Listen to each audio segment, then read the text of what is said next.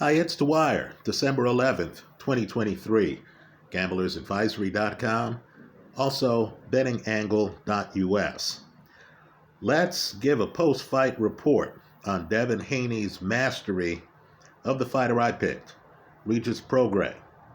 But first, remember, the opinion you should follow should be your own. Just consider this video to be a second opinion from a complete stranger online.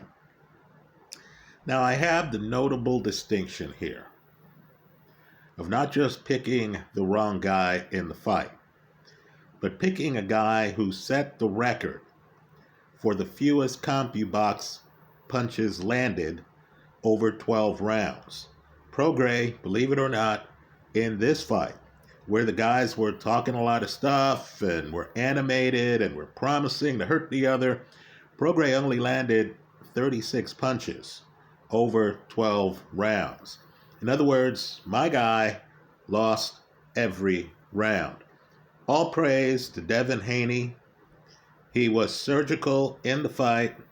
Prograis could not handle his movement, not in the slightest, had no idea how to get inside, much less cut off the ring. Right? I believe Haney wins this fight on movement. There's even a moment in the fight where Haney knocks down Prograis. So Prograis not only hurt himself with low volume, but he was the guy hitting the canvas. Now let me make a few points here because this is a tale of two fights. As a fan, make no mistake. Make no mistake. I lost on this fight. Right? I thought Prograis was going to win the fight. I thought it was absurd that a guy would jump from 135 to 140, right, with not that big a knockout percentage. It's not like we're talking about Inoue or some guy who's just a born puncher. And then I thought that he would run into a hard-hitting champ who's a southpaw, who's coming off of a win that was less than stellar and might feel a need to prove himself to fans. So I was expecting much more from Prograis. I just want to be clear here. Haney controls the fight with movement and a jab. Prograis looked like his feet were in cement blocks. He couldn't move. He couldn't get inside. Now let me make the first point here, because what we're really trying to do here is to assess betting on these guys going forward. Right, so I'm going to name some great fighters here. Prograis at 34, wow, it's going to be tough for him. It's going to be tough for him if movement throws him off this much. I mean, if you're Prograis and you come out and you lose the first 4 rounds, isn't there a moment in the fight where you say, what the hell, I'm on my way to losing this fight. Let me just dive in the pocket and throw some big shots. Right? When the lighter hitting guy actually drops you, a lot of fighters would say, no, this is not happening to me. Let me dive in the pocket. Let me start swinging wildly. What's the worst that can happen? This guy here's undressing me systematically every round. Right? Prograis has, we'll call it Daniel Dubois disease. By the way, that Jarrell Miller-Dubois fight could be an existential fight concerning Dubois' career, right? Just food for thought. But movement just freezes Prograis, right? Just like Usyk's movement froze AJ in 2 different fights. You need a protocol, and I mean this. In betting on fights, I'm going to pay closer attention. I need to pull up my game. You need a protocol to get inside. Right? Let's talk about 2 guys who had that protocol. Right? They're greats, but you might as well pick a high standard. Joe Frazier with the bob and weave. Understand, Frazier would move his head, move his upper body. He was coming forward. What I want people to do is to look at the first round. You don't even have to look at, the 3rd round or the 4th round. No, look at the first round of his first fight against Ali. And you're going to notice against a mover, right? At the time, we didn't realize how much Ali had lost his legs. right? I believe Ali had beaten Jerry Quarry. Double check me on that before the Frazier fight. Well, just to understand, Frazier walks up to Ali, bobs and weaves, gets Ali, the mover, back up against the ropes, then throws several left hooks. Frazier wanted a short night. The idea of Joe Frazier staying outside for 12 rounds and only throwing 36 punches, folks, that's unimaginable. Understand, the fights Frazier lost, his fights against Foreman, Frazier's winging shots in those fights. Foreman actually bends the rules. I don't want to use the CHEATS word, but he bends the rules. Just like Lennox Lewis did against Mike Tyson, Foreman starts pushing Frazier back. That's how much Joe Frazier was crashing the pocket. Let's talk about Foreman. I mentioned him. Look at Foreman's first round against Ali in the Rumble in the Jungle. Foreman had a sledgehammer jab. Foreman was going to come in throwing shots. Foreman threw wide punches. Right? The point was you had to react to him. He wasn't staying outside, watching Ali bounce up and down and try to get Ali's timing. No, you don't wait on a boxer. If you're the slugger, you have to set the tempo. If the other guy is clever and he's bouncing around and feinting, you have to ignore the feints. If Prograis wanted this fight, Prograis should have been much more aggressive. If you're the puncher, you can't let a boxing match break out. Right? Different guys have different techniques. I notice Canelo at times will throw a big left hand and then will jump in behind it. Right. That left hand is just to have you freeze so Canelo can jump in 3 feet and be in your face. Prograis did nothing like that. Prograis allowed himself to get outboxed in the middle of the ring. Right, folks, he's going to have a hard time. There's certain fighters who he can hang against. Right? Jose Ramirez, based on styles, I think that's a competitive fight.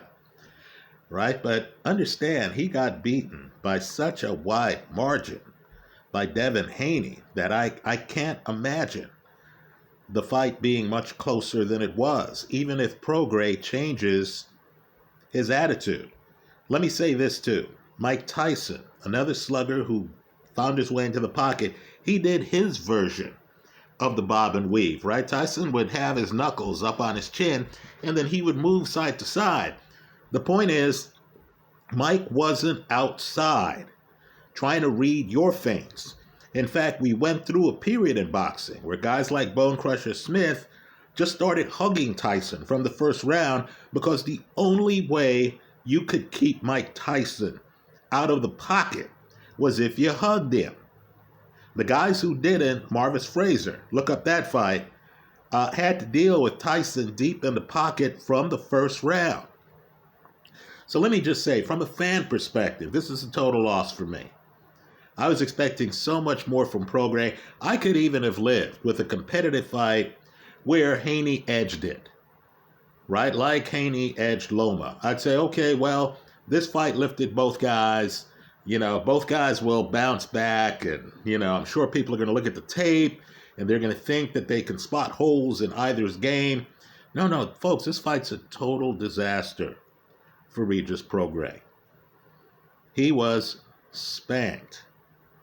Now let's talk about the flip side. And it is a sizable flip side. This concerns gamblers. You got a free swing in this fight. Free swing. I thought the line I got on Prograis, which was better than a plus 200, was a gift. The hedge was that the fight would go the distance. By the way, that's not even the hedge I wanted. The pre-fight video is still up. The hedge I wanted was to just take an over, but they made that so expensive that I had to take that the fight would go the distance. Now, I want people to think this through because this is a wrinkle in Devin Haney fights, right? You can plug in others, Sonny Edwards. This is a wrinkle in Sonny Edwards fights too, right? Just understand that in boxing, when these prodigy guys first start, they're fighting guys who aren't world class, right? They themselves start their career with a 0-0 record, and they're distinguishing themselves against guys who, like them, don't have a lot of fights. So the typical pattern is that fighters will get a lot of knockouts early in their careers before their name actually hits the national limelight. Once the fighter then starts fighting world-class fighters, once the competition gets very heavy, it's very hard to maintain your KO ratio. So what I'm going to do, I'm not going to go back to Ray Robinson. We'll name more recent fighters. We'll name guys who are still around boxing, right? You know they had glorious careers. You understand that they have graduated to being managers, being promoters, right? Being commentators. We're just going to name a few guys, and I'm not even naming the known punchers out there. I'm not naming a Nigel Benn or anyone like that. I'm naming the slick guys. The guys who you saw, and the punch was extra, right? The guy had great defense. The guy, had great boxing ability. The guy could outbox you. I'm naming those fighters, right? Now, granted, because of Devin Haney's profile, he's still unbeaten, folks, in more than 30 fights now. We're going to name top guys. So I want you to just think of this. Ray Leonard, knockout percentage of 69.44%. Floyd Mayweather. And keep in mind, Mayweather fought so long, he had 50 fights. Mayweather, knockout percentage of 54%. Right, 54%. Roy Jones, knockout percentage of 71.21%. Oscar De La Hoya, knockout percentage of 76.92%. Right now, folks, I'm giving you their knockout percentage at the end of their careers, when they had several fights as old men, right? Where Floyd Mayweather is fighting an Andre Berto, and Floyd knows he has to fight one. He's not going to overextend himself. Right? These are end of career numbers. You would imagine that for each of these guys, the knockout percentage would be a lot higher if we were to take their knockout percentage when they were 25 years old, which is Devin Haney's age. And we're going to be critical here. This is not a fan club site. I'm just trying to give gamblers an edge on the casino. Just understand that Devin Haney's knockout percentage at 25 years of age is just a smidge below 50%. In other words, it's lower than Ray Leonard's, it's lower than Floyd's, it's lower than Roy Jones, it's lower than Oscar De La Hoya. Now, I'll concede, these guys are Hall of Famers, right? But just understand, you have an opening, and it's an opening, in Devin Haney fights, where if Haney is an underdog, and understand, I thought Haney was never going to fight at 135 again. Check my prior videos. Because of how he looked at a weigh-in, I thought there is no way this brother is going to be able to get back down to 135. I'm going to openly question here in this video whether Haney can get back down to 140. Folks, Haney's a big guy. Haney's at an age where people's body develops. So if Haney's in a fight with, let's say, Boots Ennis, and if you're getting great odds on, let's say, Haney's opponent, just understand the flip side the hedge would be the over, right? Because Haney isn't a knockout puncher, right? Just understand here, you can imagine if you're fighting George Foreman and he drops you early in the fight, you're in trouble. Foreman is going to try to test your chin some more, right? Mike Tyson drops you early in the fight. Folks, you're in big trouble, right? Devin Haney drops Prograis early in the fight. Haney stays outside. Haney remains committed to movement. This is very different, and I mean very different, than Ray Leonard, right? Ray Leonard had this, bubblegum type image, right? But Ray Leonard in the ring was all business, right? If he hurt you, he followed up, right? Devin Haney doesn't. Let me also say this too. Haney at 25, with a father who's a trainer, has time to work on this, right? He's an excellent fighter. I'm just talking from the seat of someone who bets on fights. If you look at Ali Liston, that's a seminal fight for a lot of reasons. In fact, you look at Ali Foreman, you'll notice that Ali got a lot of mileage, and I mean a lot of mileage, out of his center of gravity, right? This is actually something I look for in boxers, right? Ali's a mover, but importantly, Ali could lean backward. So Ali is fighting Liston, and when Liston throws shots, Ali leans backwards. The shots stop right here. Right? Let's name another champ. He's one of the best I've seen. I know the world doesn't think of him this way. Vitaly Klitschko. Unlike his brother Vladimir, Vitaly could stay in the pocket, tall guy, and could lean backwards. He didn't have to move much, right? He could lean backwards, and he was an excellent counterpuncher. So he would be throwing these laser straight right hands and stuff like that. And when you threw on him, he'd be able to just lean back. Now, Haney has a different center of gravity. Haney, a tall guy, gives away his height. He leans forward, right? If I'm Haney, I work on that in the gym. At least have a gear where you can lean back. So if you're fighting a faster-footed guy than Regis Prograis, a guy who can actually surprise you at times in the pocket, you can lean back, avoid the shots, escape the pocket, hit him with some counters, right? It's very important because I'm just telling you, we've all seen the tall guy who gives away his height, who's leaning forward, and who gets caught. You can't have your chin hanging around where a puncher can hit it, right? So just food for thought. So let me just say, while the fight was a disaster for me as a fan, the hedge held. I'm good, right? Because the fight went the distance.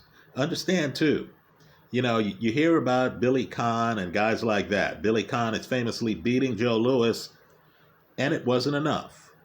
So Billy Conn decides, hey, I don't want to be the guy who beat Joe Louis by decision. I'm going to come in the pocket and I'm going to rough this guy up. And, of course, Louis is one of the born punchers of our time, right? Well, Louis gets the stoppage.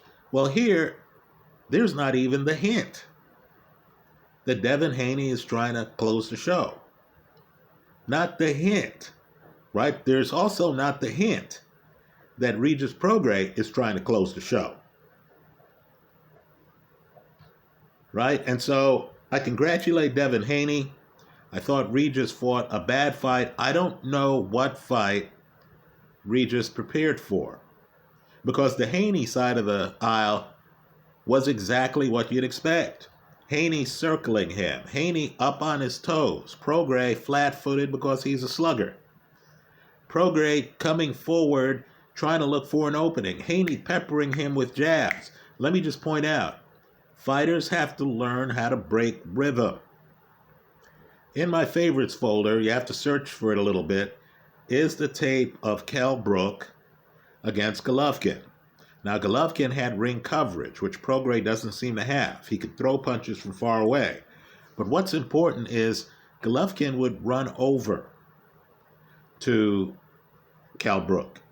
He wasn't going to allow Kell Brook to use his foot speed advantage to avoid him for most of the fight. Golovkin was going to find a way to play defensive back, right? He was going to try to track down his opponent and always be an arm's length away. You want another fight like that? Francis Ngannou against the heavyweight champion Tyson Fury, right? These are guys who are around, right? Ngannou understood, I don't have Fury's legs, right? Most of us know Ngannou doesn't have Fury's legs, right? But Ngannou was able to stay close enough to Fury so that his punches matter, so that he ends up landing more power shots than Fury. Right here, let's just say that didn't happen, right? So, to sum up, Haney's future fights, let's pay close attention to the weights. I would not be surprised if Haney starts fighting at catch weights like 143 or something like that. I noticed that Oscar De La Hoya, again, 76.92% KO ratio career. Just food for thought. Oscar De La Hoya sent out a tweet after the fight saying, hey, let's have it. Ryan Garcia against Devin Haney. Right, Garcia, I'll give him credit.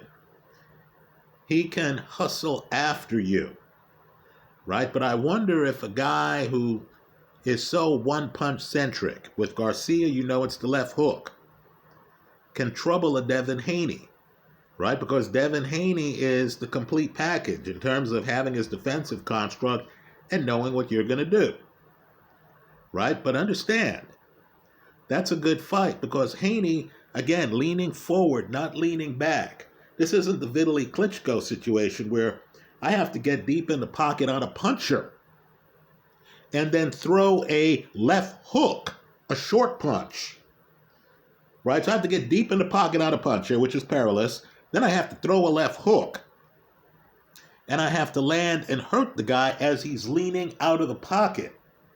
No, Devin Haney, as he's currently built, will have his jaw in front of him. That's how I see it. Let me hear from you. I hope you leave your comments in the comment section of this YouTube video. There were a lot of great fights for Devin Haney.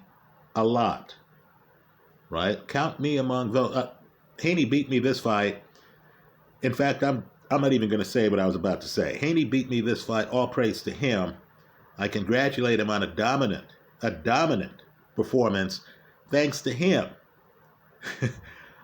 I now have bet on a guy who threw the lowest amount of punches, landed the lowest amount of punches over a 12-round event, and that was because of Haney's excellent movement and timing. That's how I see it. Let me hear from you. I hope you leave your comments in the comment section of this YouTube video. Thanks for stopping by.